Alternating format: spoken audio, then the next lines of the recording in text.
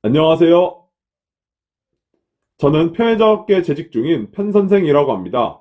편의점 창업을 희망하시는 예비 점주님들과 기존 점주님들께 도움이 되고자 영상을 만들어 보았습니다. 전주에는 세븐일레븐의 23년도 오픈 전략에 대해 이야기를 했고, 오늘은 이마트24의 23년도 오픈 전략에 대해 이야기를 해보려 합니다. 다음 주에는 C와 GS25의 23년도 오픈 전략에 대해 이야기를 해보겠습니다. 2023년도 이마트24의 오픈 방향을 한마디로 정의하면 본사 손익 증대입니다. 이마트24는 22년도에 처음 흑자로 돌아섰고 23년도에는 이제 더 큰 이익을 내기 위한 중요한 해여서 계속 이익을 내기 위해 영업 개발팀들에게 강조를 하고 있습니다. 이마트24는 업계 4위다 보니 매출, 영업이익, 점포수, 브랜드 이미지 등 전반적으로 모든 지표가 안 좋은 건 사실입니다. 오픈 숫자도 적을 수밖에 없는 게 어찌 보면 당연한 건데 위에서는 오픈 압박을 많이 하다 보니 심야 미영업과 일시지원금을 무기로 오픈 유도를 하고 있고 이는 곧 매출이 낮은 점포 오픈으로 이어질 가능성이 높으며 점주님 손익은 물론 회사 손익 또한 좋지 않은 게 당연한 일이 됩니다. 신규 오픈한 매장들을 보면 매출이 안 좋은 매장들이 정말 많은데 또 고매출 점포 또한 많습니다. 고매출일수록 이마트24가 수익이 높을 가능성이 많아 고매출 점포와 저매출 점포의 매출 격차가 가장 큰 브랜드라고 느끼고 있습니다.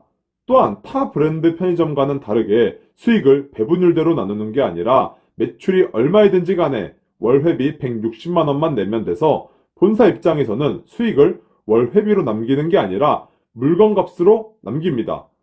그래서 원가가 높아 마진율이 상대적으로 많이 낮고 매출이 얼마가 나오는지 간에 타 편의점 회사들에 비해서는 크게 중요하지 않게 생각하기 때문에 오픈만 하면 되지 라는 생각이 박혀 있습니다. 물론 매출이 높으면 물건 발주를 많이 하게 될 테니 물건 값에서 이익을 내긴 하지만 그래도 타 브랜드 대비하면 매출의 중요도는 조금 낮을 수밖에 없습니다. 하지만 요즘은 또 구매출 점포면 타 브랜드들도 조건이 함께 매우 높아져서 월 회비만 내는 이마트24가 큰 메리트는 사실 점점 없어지고 있다고는 생각이 들고 있습니다. 다른 브랜드 편의점들은 근처에 많아 동의를 못 받을 가능성이 높은데 이마트24는 점포가 없어 다른 브랜드 편의점들의 동의를 받지 못하면 하는 브랜드 그리고 24시간 미운영을 하고 싶으면 선택하는 브랜드라고 현장에서는 인식을 많이 가지고 있는 게 현실입니다. 이렇게 과도한 출점 경쟁으로 인해 저매출 점포들을 많이 오픈하면서 5년 이후 유지될 점포들이 적고 최소 5년 이상이 되어야 회사도 투자했던 금액을 회수하고 많은 이익이 날 수 있는데 5년 뒤 폐점하는 점포들이 많으니 항상 제자리 걸음을 하고 있습니다. 특히 편의점에 대해 잘 모르시고 단순히 자리가 좋아 보여 임차를 하시고 오픈시켜달라고 전화를 하시는 점주님 또는 건물주님들이 GS25 CEO한테 자리 안 좋다고 24시간 해야 한다고 거절을 당하면 이마트24가 가서 오픈을 시켜주곤 합니다. 그리고 이런 점포들은 일매출 100만원 미만이 나올 확률이 매우 높습니다. 이렇게 악순환이 계속되어 지금 점포 숫자를 보면 폐점이 너무 많아 순증이 많이 일어나지 않는 상황입니다. 그리고 18시간 무인, 6시간 유인, 근무가 가능한 파격적인 형태를 자랑하는 이마트24의 무인 편의점을 지칭하는 스마트 편의점.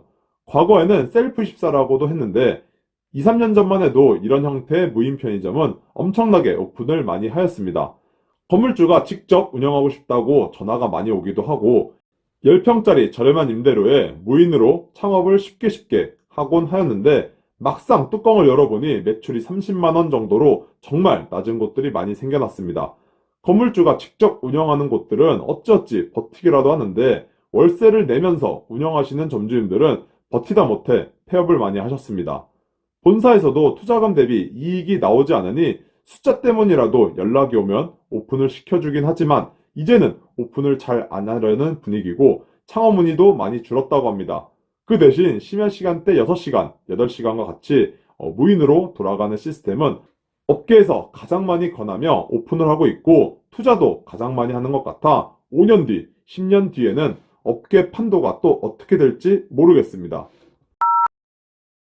사실 작년에도 그렇고 재작년에도 그렇고 이번 23년도와 마찬가지로 손익이 주된 이슈였습니다. 다행히 거리두기 해제에 힘입어 편의점 매출이 많이 오른 상태에서 이마트24는 점포수 6,000개 점도 달성하여 고대하던 연간 영업이익 첫 흑자 달성도 하기도 했습니다. 하지만 이번 연도 초 미니스톱 인수전에서 세븐일레븐에게 미니스톱 2,600여 개 점포를 빼앗기며 사실상 업계 1, 2위는 바라볼 수조차 없게 되었고 점포 숫자 경쟁보다는 내실 다지기에 방향을 좀 더 두려고 하고 있습니다.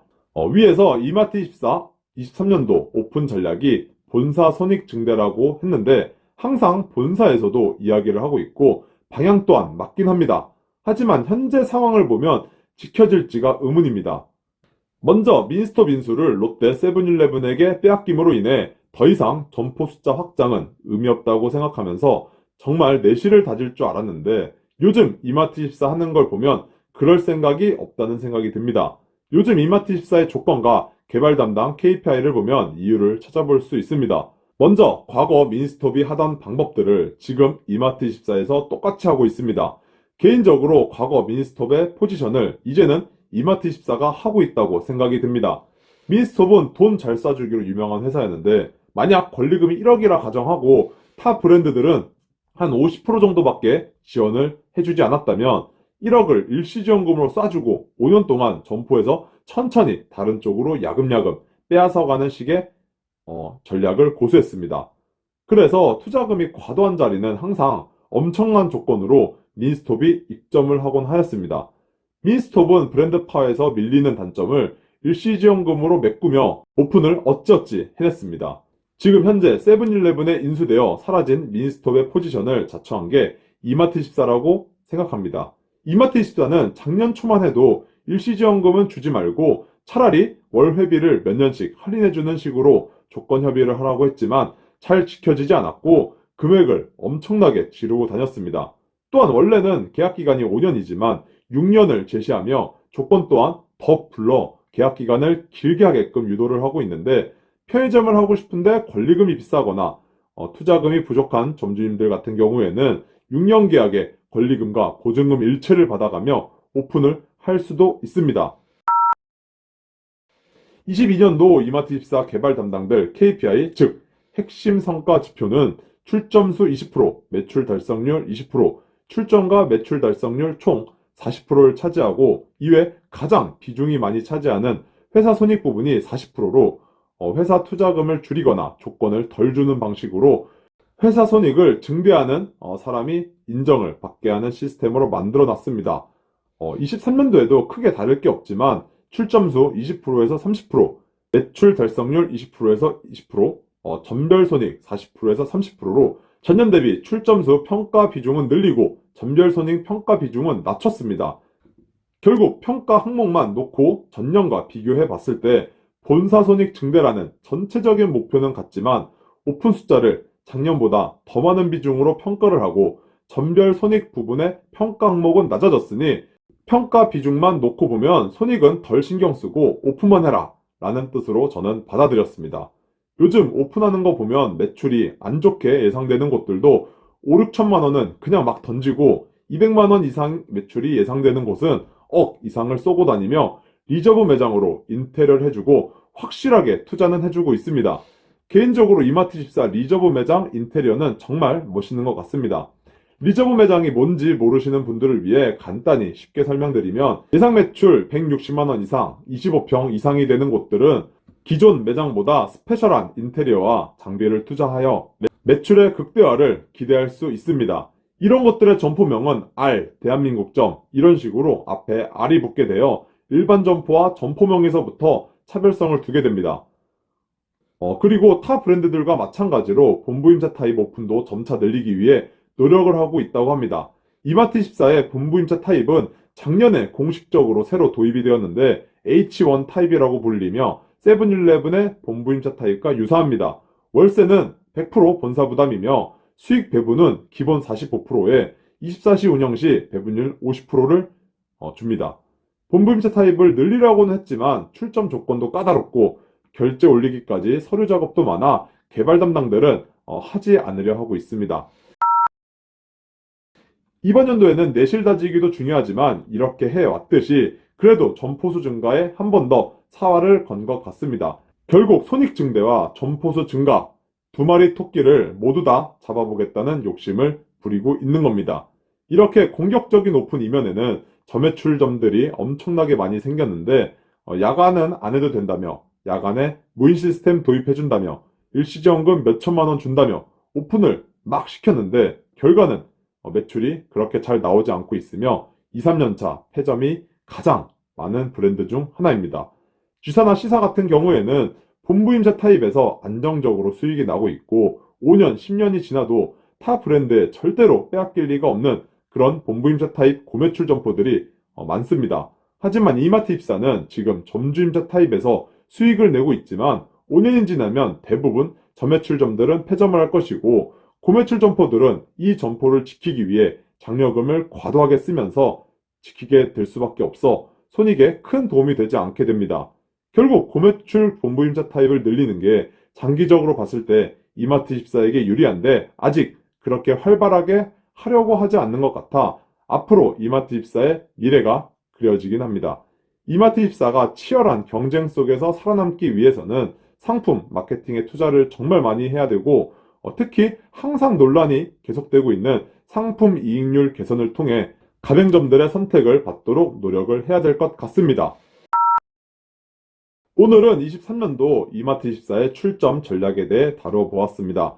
22년도도 그렇고 23년도도 그렇고 목표는 본사 수익 증대에 포커스가 맞춰져 있지만 과연 지켜질지 의문이고 작년과 비슷하게 오픈을 조금 더 중요하게 생각하는 것 같습니다. 야간 미운영, 야간 무인 시스템, 일시지원금으로 점주임자 타입을 선호하시는 점주님들께 조금의 투자금만 있어도 편의점 창업을 할 수 있게 유도를 할 것이고 이는 5년, 6년의 노예 생활의 지름길이 되실 수도 있으니 정말 잘 알아보시고 창업을 신중하게 하셨으면 좋겠습니다. 바로 위 내용은 이마트24뿐만 아니라 타 브랜드 모두 해당되는 말입니다. 5년 노예 생활을 하지 않으시려면 공부 열심히 하시고 자리 보는 눈을 기르셔야 합니다. 결국 브랜드도 중요하긴 하지만 브랜드보다 입지가 더 중요하다는 사실 알고 계셨으면 합니다. 이 모든 것들을 고려하셔서 23년도 이마트24 편의점을 선택하시는데 조금이나마 도움이 되셨으면 좋겠습니다. 지금까지 편선생이었습니다. 시청해주셔서 감사드립니다. 좋은 주말 보내세요.